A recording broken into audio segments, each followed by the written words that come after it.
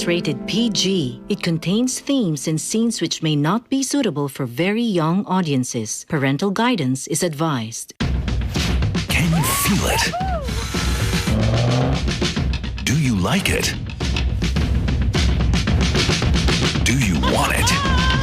So good! I love it! Okay, then buckle up, put the pedal to the metal, and let's ride.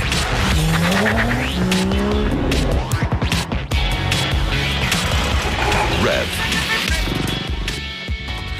Kumanta, sumaya tayong lahat. Saya-saya.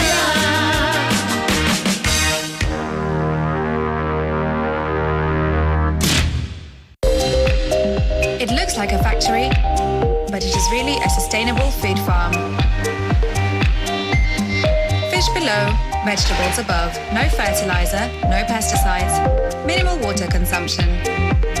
Aquaponics is in vogue and is feasible anywhere in the world.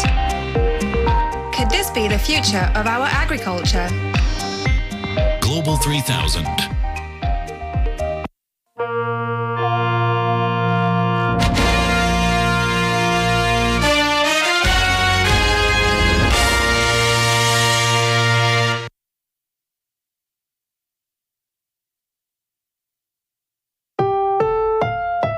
This program is rated PG. It contains themes and scenes which may not be suitable for very young audiences. Parental guidance is advised.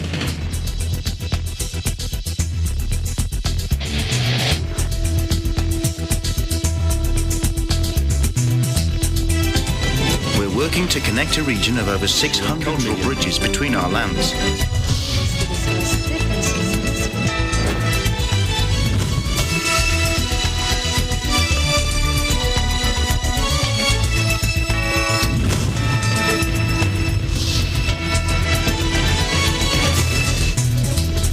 Hello, Malma Angeles, and you're watching ASEAN and Focus. We're coming to you live from Manila in Vietnam. Hello, Ralph. Hello, I'm Ralph Rondo of MPI from your EPC Vietnam Bureau to give you the latest updates in ASEAN dynamic region. On today's headlines, some Chinese government vessels have committed proactive acts, including illegally sending radio challenges against Philippine authorities patrolling the country's waters, according to the DFA. Passengers on the first flight to arrive under Singapore's expanded no quarantine travel scheme landed at Changi Airport on Wednesday.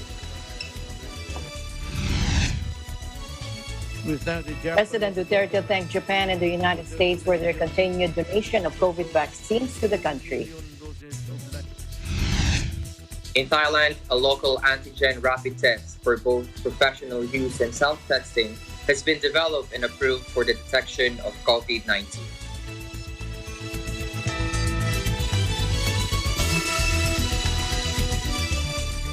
And now to the news. Some Chinese government vessels have committed proactive acts, including illegally sending radio challenges against Philippine authorities patrolling the country's waters, according to the Department of Foreign Affairs, reporting this on Wednesday.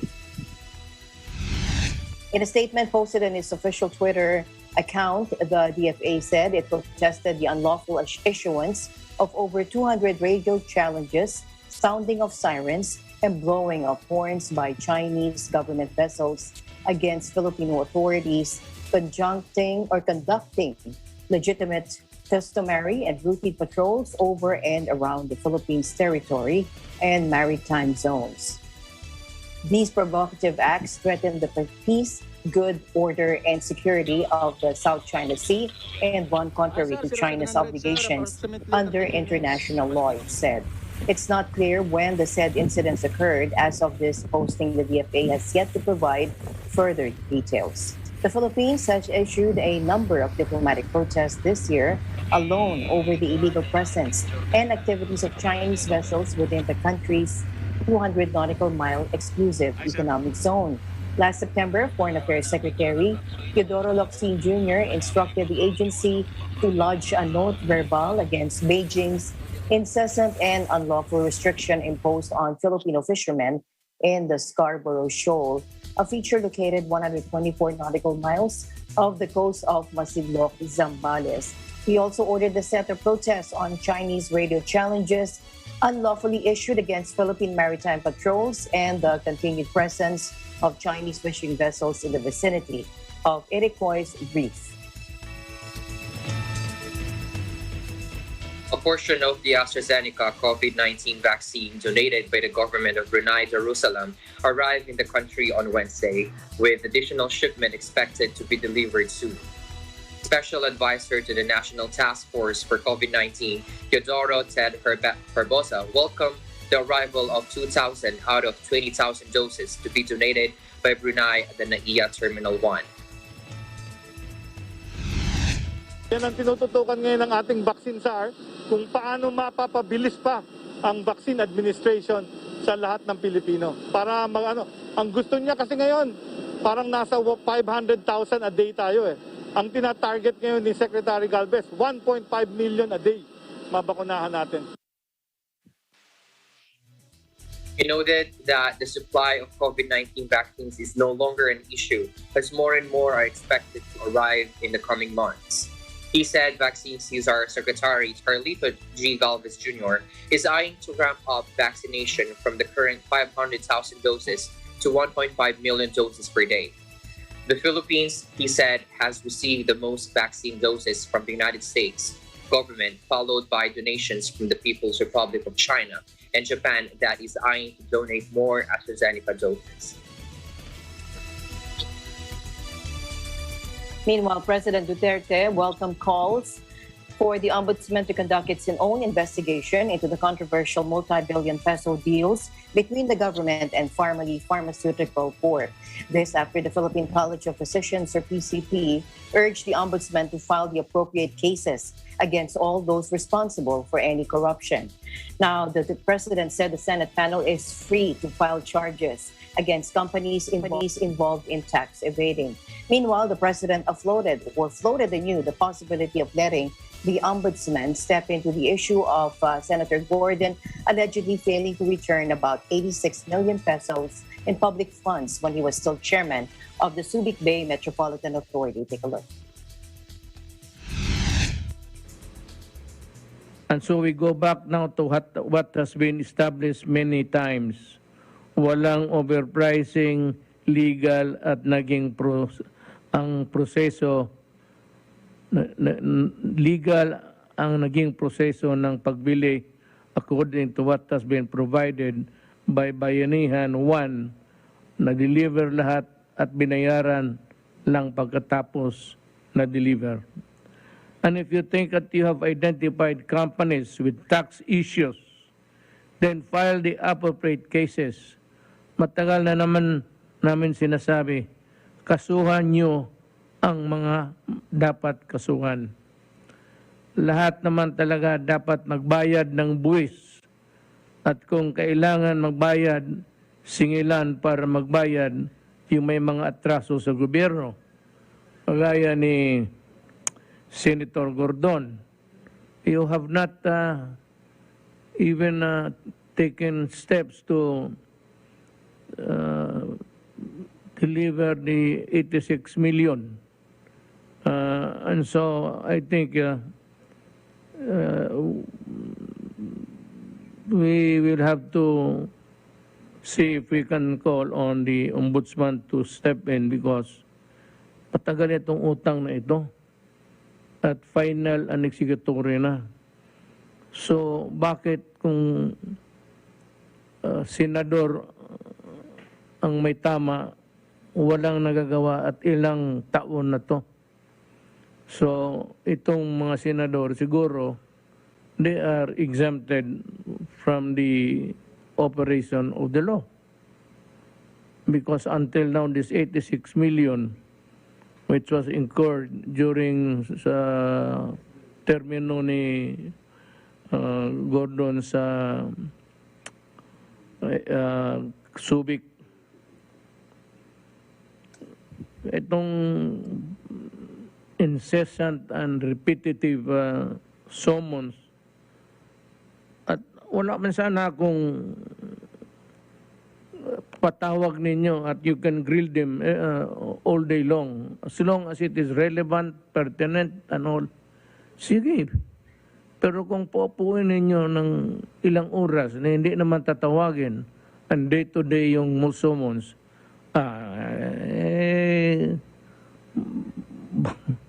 you call my memorandum stupid? Well, I challenge you. Bring your arguments to the proper court and I will answer you.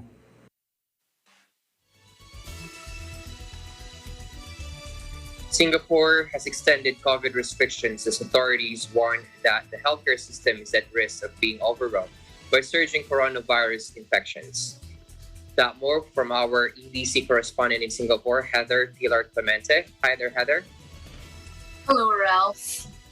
COVID restrictions in Singapore have been extended till November 21, announced on Wednesday after new daily cases hit a record high of 3,994 on Tuesday.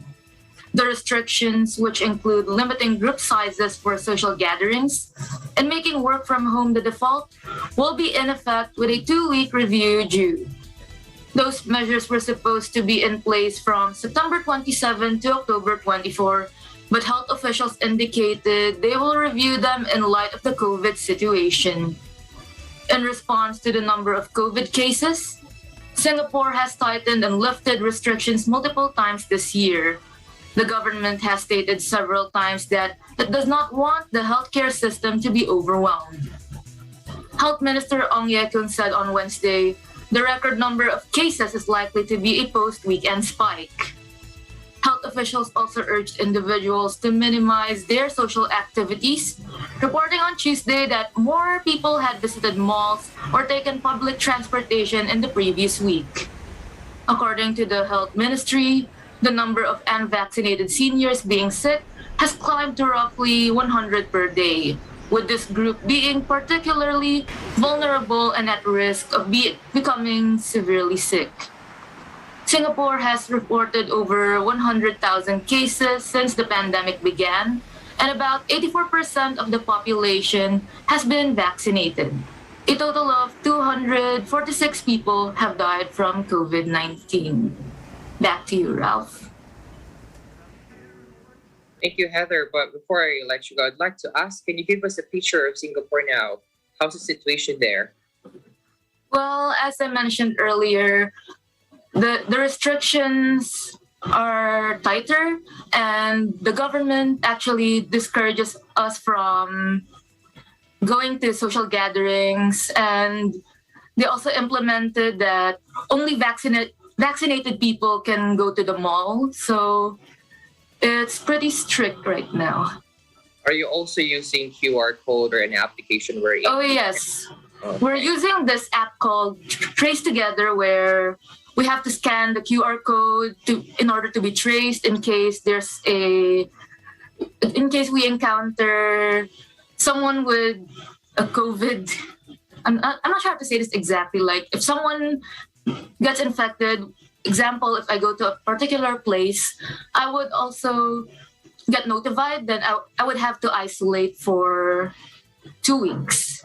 It's also like an application where you can where the government can track where you have visited. Yeah. Okay. Thank you for your time and updates, Heather. Please keep them coming. Stay safe and stay healthy. Likewise. Thank you, Ralph. Reporting live from EBC Singapore, I'm Heather Pilar Clemente. We live in interesting times.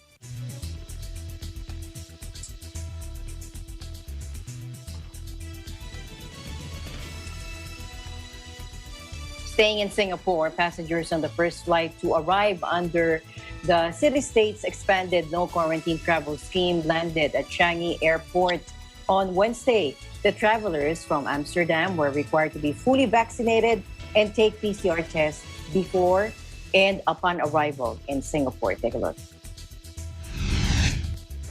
Yeah, that's perfect, is it? Yeah, it's really convenient. She can go to school right away after we have the results, of course. Yeah, it's very nice. They were originally planned to come back yesterday on the KLM flight. But in between, when they were there, the Singaporean government announced that you could also travel back on a VTL, and that's when we managed to switch everything. So we booked a new ticket on SQ, and then they flew back. I think the Singaporean government is taking all precaution. I think that's great. But I also appreciate the fact that we can travel back home to see the family, and I do hope that it continues. That I don't think it's good to sit with the infant in a hotel room for 14 days or so. Then recently when they said 6 days home quarantine, that's feasible. Also in terms of schooling, so then that's when we decided to switch. Yeah. And then luckily it was VTL. It became a VTL flight. So yeah. Now, the latest easing expanded a program that began with vaccinated air travel lanes with Germany and Brunei last month and is now open to passengers from the United States, Canada, Britain, Denmark, France, Italy, Spain, and the Netherlands. Singapore Airlines said flights under the scheme were scheduled to depart from Amsterdam, London, Los Angeles, and New York on Tuesday, U.S. time. Passengers arriving as part of this scheme, which will include South Korea from November 15, will not have to quarantine if they have been fully vaccinated and test negative for the virus before they depart and when they arrive. To enable families to travel, Singapore has allowed entry to unvaccinated children aged 12 years and under if they are accompanied by someone flying under the scheme. The Department of Labor and Employment, or DOLE, has suspended the Tulong Panghanap Buhay sa Ating Disadvantage for Displaced Workers (TUPAD) program in the 2nd District of Palawan, following an anomalous scheme similar to what happened in the 2nd District of Quezon City. DOLE spokesperson Rolly Francia on Wednesday said Labor Secretary Silvestre Bello III ordered the suspension of the Emergency Employment Assistance Program. Let's take a look. Pinag-utos po ni Secretary Bello ang suspension ng pagpapatupad ng TUPAD o implementation ng TUPAD dyan po sa Palawan, sa 2nd District po ng Palawan. Ito po ay dahil sa mga ulat na natanggap ng kalihim at ng ating departamento na similar anomaly schemes, similar to the schemes applied doon po sa nangyari sa District 2 ng Quezon City. Ang nangyari po sa Palawan, ang mga recipients po supposedly ng 3,200 pesos sa 10 araw ng pagtatrabaho at sa basic pay po sa Region 4A na 320 pesos a day. Ang imbes na matanggap nila ang 3,200, ang nakuha na lang po, ang neto na nakuha ng mga recipients ay 1,200. Ang 2,000 piso po ay kinuha ng supposedly coordinators ng kung sino mang opisyal doon po sa 2nd District ng Palawan. Okay. Karamihan po dito ay mga indigenous recipients ng programa natin. At malabis po ang sama ng loob ni Secretary Bebot Bello dahil po sa ganitong mga nangyayari. Na dapat ang salapi, kakapiraso na nga pong tulong ay nasisikwat pa ng mga tao na may masasamang layunin.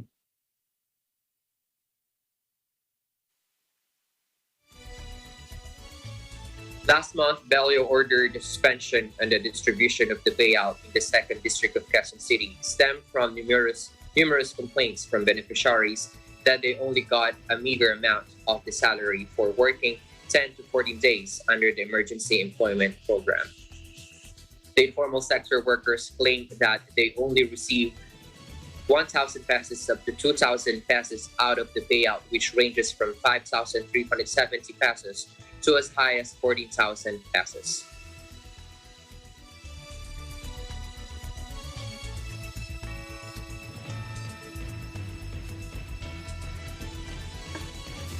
Meanwhile, the Philippines, through the Department of Labor and Employment, or DOLE, and the United Kingdom, have recently signed a Memorandum of Understanding, or MOU, on the recruitment of healthcare professionals to improve the mechanisms that would further strengthen the protection of rights and the rights of Filipino healthcare workers. Bello said the agreement will further enhance the protection mechanisms for Filipino healthcare professionals. Take a look. Today, we stand witness to this auspicious event, the culmination of months of exchanges on how to improve the recruitment mechanisms to further strengthen the protection of the rights of our healthcare professionals. The signing of this Memorandum of Understanding on the recruitment of Filipino healthcare professionals between the Philippines and the United Kingdom comes at a very crucial time. We have concluded this undertaking at a time the whole world is struggling to manage and cope with the COVID-19 pandemic, bringing about a global need for healthcare workers whose contributions to the pandemic battle has been undeniably crucial and immeasurable. He said the MOU also provides the general rule on the promotion of their welfare in accordance with Philippine and British laws and regulations. He also said the country is ready to deploy Filipino healthcare workers to other nations, just like the UK. In Thailand, a local antigen rapid test for both professional use and self-testing has been developed and approved for the detection of COVID-19. The test was developed by the National Nanotechnology Center under the National Science and Technology Development Agency. According to the Bangkok Post report, researcher Natra Patsorn Porn said that the professional use kits must be analyzed by experts, adding that they use longer and more flexible swabs than self-test kits, while the antigen positive result of the self-test must be confirmed by an RT-PCR. Dr. Wani Chinsiripul, Executive Director of the National Nanotechnology Center, said the self-test kits will elevate safety and sanitation measures during the pandemic. The antigen rapid test for self-testing purposes can be used by the public by inserting swabs into the nose and rolling them 5 times in both cavities before dropping and squeezing the end of the swabs into the tubes provided. Then the swabs are pulled out and the tube closed for 1 minute. A user then squeezes 5 drops from the tube onto a test strip and needs to wait 15 minutes for a result to become clear. Ms. Natra Patsorn said people need to carefully read the kit instructions to ensure an accurate result. She added that the center has made instructional media that can be downloaded via QR code for easy understanding.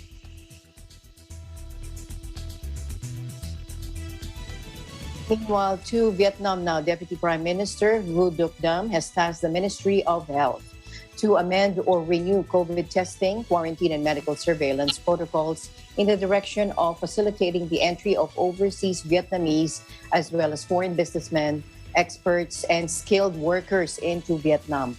The Ministry of Foreign Affairs was requested to coordinate with the Ministry of Information and Communications and the Ministry of Health to promote or to prompt issue detailed instructions so that Vietnamese and foreigners who are vaccinated against COVID-19 in the country can easily go abroad. The Ministry of Foreign Affairs shall also coordinate with the Ministry of Public Security, Ministry of Health, Ministry of Culture, Sports and Tourism, Ministry of Labor, Invalids and Social Affairs, and relevant ministries and agencies to put forward proposal on visa and epidemiological control for foreigners entering Vietnam in the new context. Under the current regulations, fully vaccinated entrants with negative tests are subjected to undergo 7 days of centralized quarantine and another 7 days for medical surveillance. All entrants shall have to be tested for COVID-19 on the first and the 7th day of the quarantine period. As it is difficult to strive for 0 cases, the National Steering Committee for COVID-19 Prevention and Control on September 25 agreed to switch away from 0 COVID-19 to safe adaptation to the pandemic. President Duterte thanked Japan and the United States for their continued donation of COVID vaccines to the country. Japan recently committed to donate 1.96 million doses of AstraZeneca vaccine to the country. U.S. donated jabs are mostly Pfizer-made, one of the most sought after COVID-19 vaccine brands. Take a look. We thank the Japanese government for their donation of close to 2 million doses of life-saving vaccines. Indeed, Japan is a friend closer than a brother, ready to help in times of need. Our thanks go also to the United States for providing more than 2 million doses of COVID-19 vaccines delivered through the facility called COVAX. This is the seventh shipment of vaccines from the United States, totaling approximately 18 million doses of vaccines. These vaccines deliveries demonstrate the strength of the U.S.-Philippine alliance. The deliveries also demonstrate the wisdom of the Philippines' decision to do its part in contributing to the COVAX facility and strengthening its engagement with the United Nations and the World Health Organization. During President Rodrigo Duterte's Take Talk to the People aired on Tuesday night, NTF Chief Implementer Secretary Carlito Galvez Jr. reported that larger vaccine deliveries continue to pour in this month. In October alone, Galvez said the Philippines has received over 20 million doses. The government, he said, is targeting to scale up the nationwide daily vaccination rate of up to 1.5 million doses to fulfill its promise of achieving a happy December holidays this year.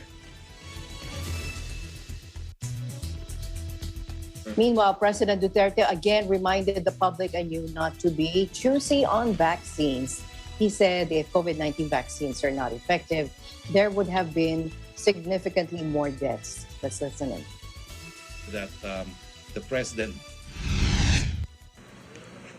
Until now, early on, unang mga araw, wala pa tayong bakuna, nag-warning na ako sa inyo.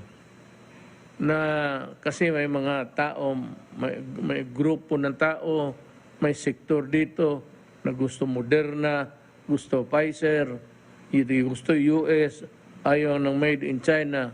But when after all, they're all done in the laboratories with people who are really well-equipped medically to do the job. So sabi ko, huwag kayong mamili. Ngayon, mayroon na naman na gusto ayaw magpa-deliver ng iba, kung hindi Pfizer pati Moderna. Sinasabi ko sa iyo, kung hindi totoo yung mga bakuna na itong sa Sinovac pati Sinopharm, ito yung unang nagdating, ay di marami ng patay. If they are not effective, if they are not good, bakit ngayon halos wala ng patay? And yet you continue to mingle ignoring the rule of distancing at every opportunity. Kayong mamili. Sabi ko kay Secretary Galvez pati, ibabalasin ninyo. Yung isang karton, itapon mo sa isa dito. So, ang magdating sa inyo, halo. Ang mga advice ko naman kung nakikinig yung mga medical people sa gobyerno, do not do some favoritism there. Kasi masisira talaga. He will just spoil everything.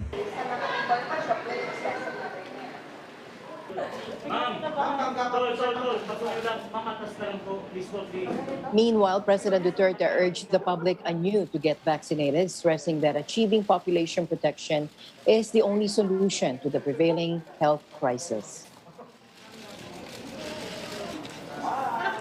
The release of information on 52 cases of police anti-drug operations that resulted in killings of drug suspects shows that President Rodrigo Duterte is not remiss in his obligation of investigating human rights violations during his term.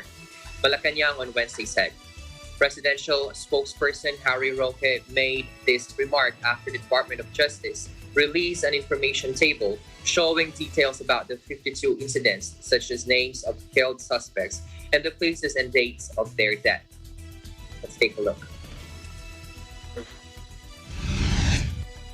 Number one, I commend the DOJ because it shows that the state is fulfilling its obligation to protect and promote the right to life, because the state obligation, whenever there is a violation of the right to life, is to accord the victims a domestic remedy, an effective domestic remedy. And this can be done through the filing of cases to ensure that guilty individuals will be prosecuted and punished for their acts.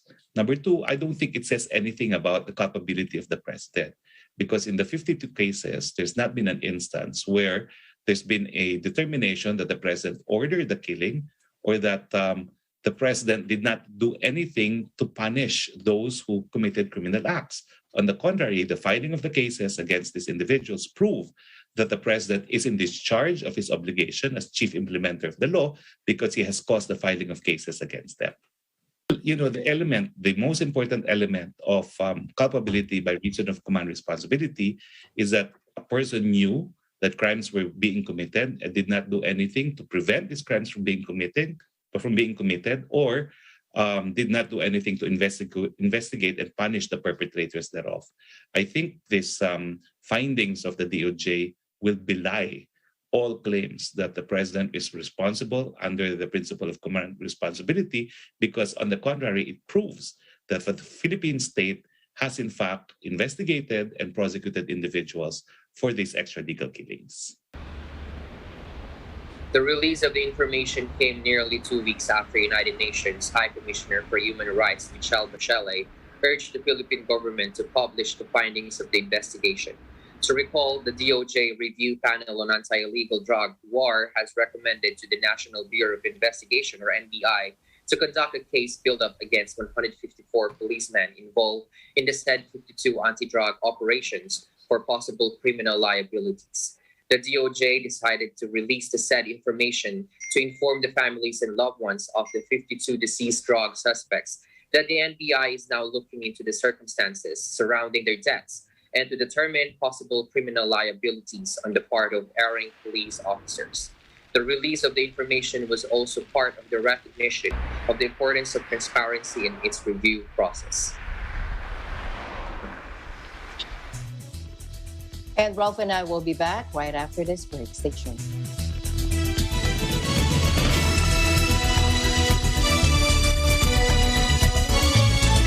Araw-araw sa panahon ngayon, may daming tanong kailangan ng tugon. Nandito si Ali at si Papi na rin, ang smart at pretty nanay, ang siglaban ng kwentuhan. Ang sigaw ng Pinoy Nation, information, education. Ating salookin, ipakita natin ang nagsagot sa problema natin. Ano sa palagay nyo? Ano sa palagay nyo? Ano sa palagay nyo?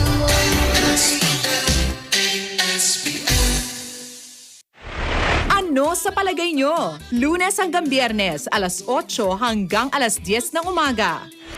Mapapanood sa Net25 TV, Facebook page and YouTube channel.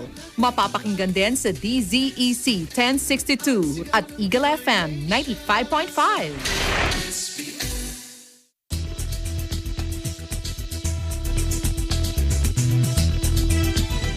Welcome back. The Philippine government plans to close coal-fired power plants in Mindanao once it finds the financing needed to improve the generating capacity of Agus Pulangi hydropower plant, a move aimed to help address climate change. In his speech during the virtual launch of the Sustainable Finance Roadmap and its guiding principles on Wednesday, Finance Secretary Carlos Dominguez III said the government is currently looking for a financing mechanism to improve Agus Pulangi's generating capacity as part of its commitment to utilize more sustainable energy sources. Take a look.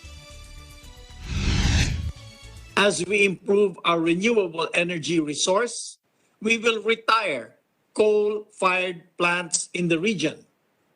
This landmark project will be launched at the COP26 meeting in Glasgow. This could serve as a model for coal-dependent emerging economies to gradually shift from fossil fuels to more sustainable and greener energy sources.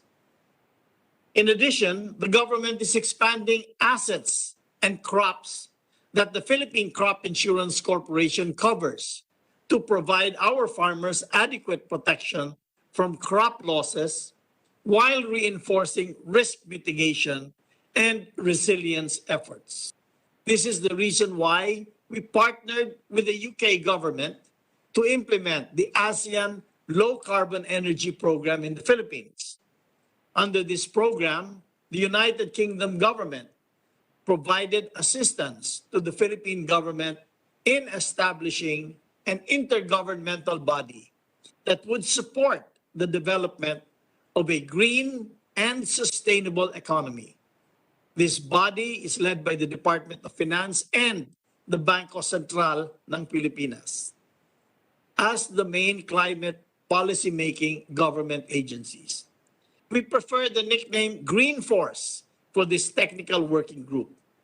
It is certainly more colorful and captures the idea that fiscal policies will be the driving force in building a truly green future for our people.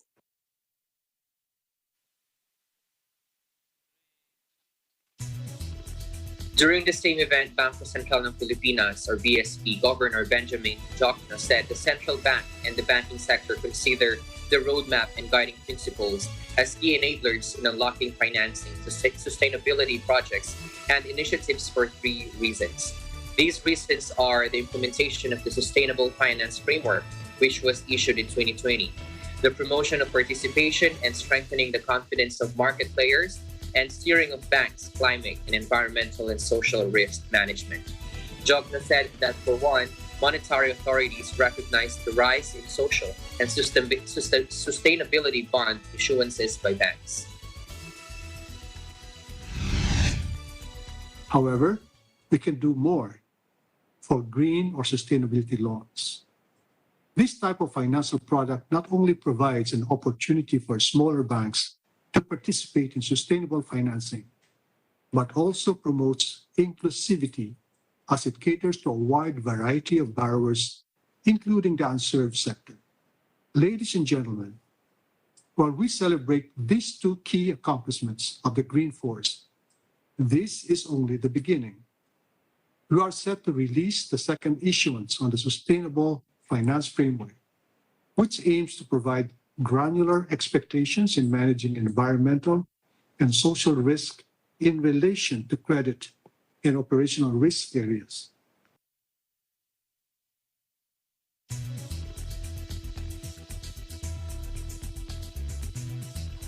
In other news, the Luzon grid was placed on yellow alert on Wednesday afternoon as several power plants went on forced outage. Now, according to a Business Mirror report, from 12 noon to 4 p.m., the grid registered 32 megawatts in net operating margin. Demand stood at 10,540 megawatts, while supply was at 10,935 megawatts. The National Grid Corporation of the Philippines, or NGCP, said Suwal Unit 2, GN Power Unit 1, SL Tech Unit 2, SLGPC Unit 2, and Limay Unit 3 all went offline.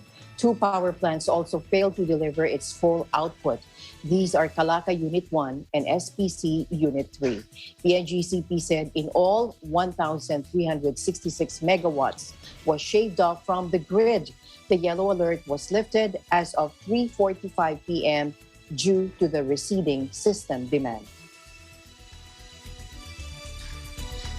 Now back to Vietnam, where the government sets a growth target of 6 to 6.5% next year, according to a report presented by Prime Minister Pham Minh Chinh at the opening ceremony of the National Assembly's second sitting this morning. The government also targets to keep budget overspending around 4% of the gross domestic product. To achieve the above targets, the government will adopt and implement an overall strategy on COVID-19 prevention and control, increase vaccination coverage, and improve capability of the country's healthcare system, said the Prime Minister Pham. The government will focus on economic recovery and give priority to improving institutions, quality of legal documents, law enforcement capacity, while determining to make substantial progress in restructuring the economy in association with growth model transformation. Vietnam was hit hard by the COVID-19 wave in the third quarter, with the GDP shrinking 6.17% in quarter three, the first decline since 2000 on a quarterly basis.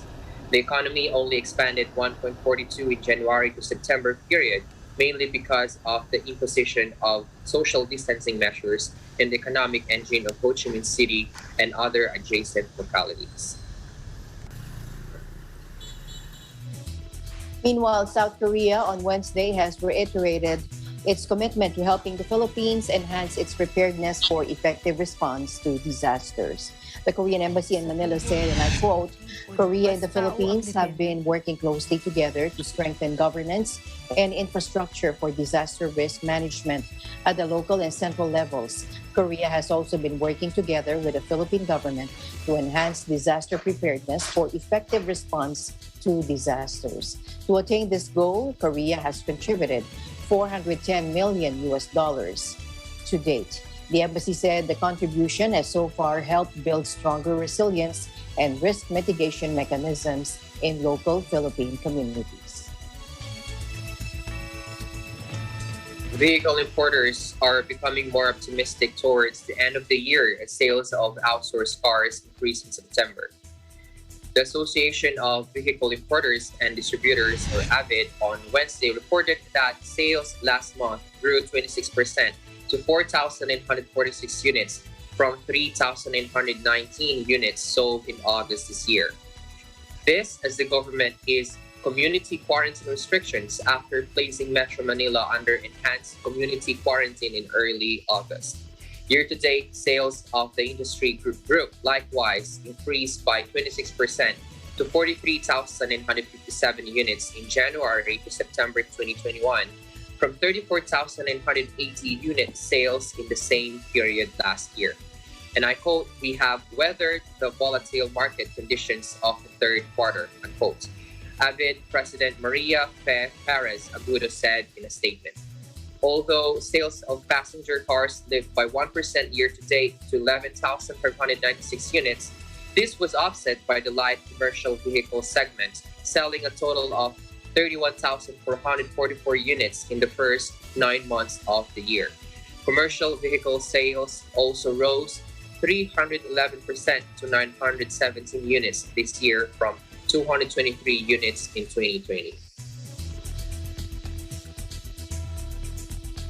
Stay in focus. We'll be right back after the short break.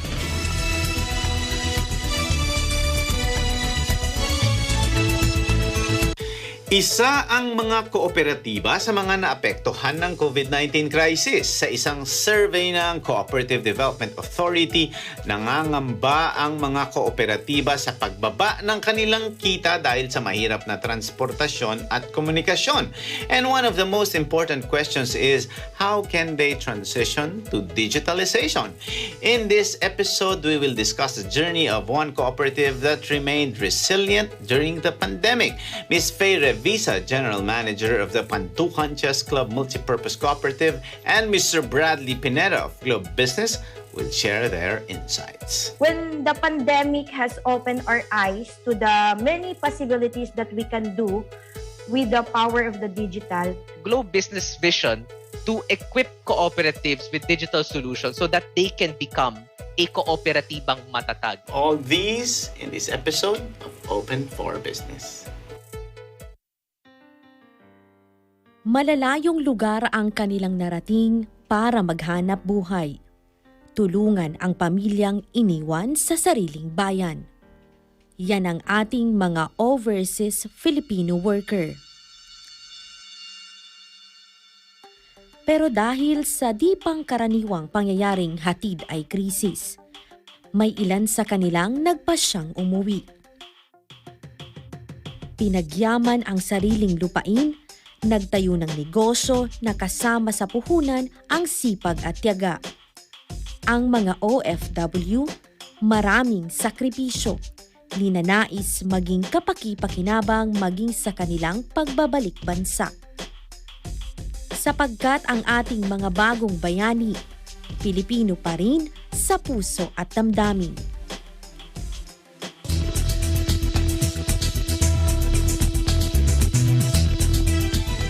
Welcome back. The ASEAN Economic Community Council ministers backed the consolidated strategy of the Fourth ASEAN or the Fourth Industrial Revolution or 4IR during the 20th Council meeting, according to the Department of Trade and Industry. In a Business Mirror report, the Trade Department said in a statement issued on Wednesday that the consolidated strategy provides the regional bloc a whole of ASEAN approach in taking advantage of the 4IR amid the pandemic. Trade Secretary Ramon Lopez said the unprecedented global trends such as the rise of protectionism, 4IR, and the COVID-19 pandemic has made it more important for ASEAN to look into the gaps and areas for development that are crucial to address emerging global trends. The consolidated strategy focuses on the following areas: technological governance and cybersecurity, digital economy, and digital transformation for society. It aims to develop an open, secure, transparent, and connected ASEAN that harnesses technologies, embraces innovation in transforming society, and contributes to social progress and sustainable development.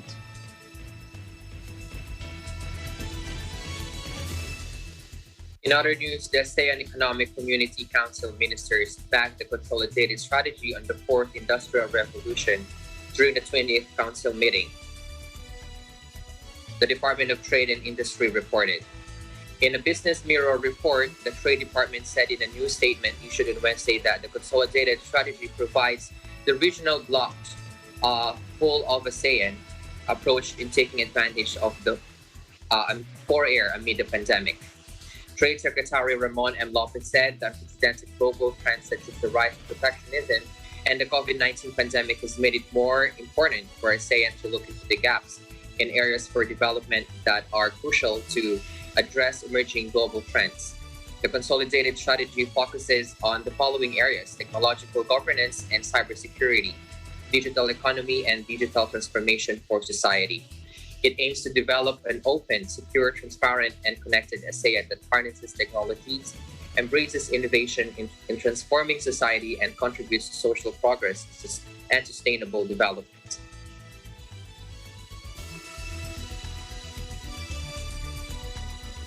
We now live in a digital world. Communications and trade are growing exponentially across borders and devices. However, these advances are not taking place at the same speed for all communities within ASEAN. This digital divide needs to be bridged with innovations to support inclusive economic growth. Let's watch this.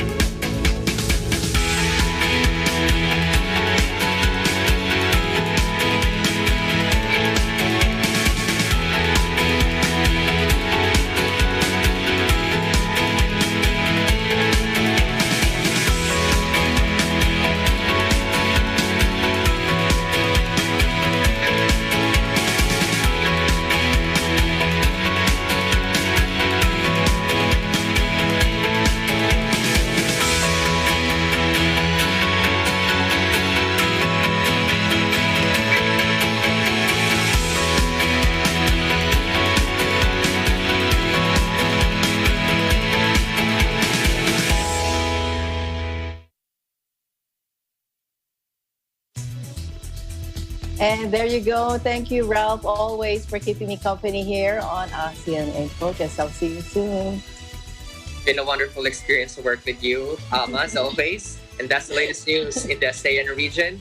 Thank you for joining us today. I am Ralph Pandop Empire from your EBC Vietnam Bureau. We live in interesting times. And we'll see you back tomorrow. I'm Alma Angeles. We live in interesting times.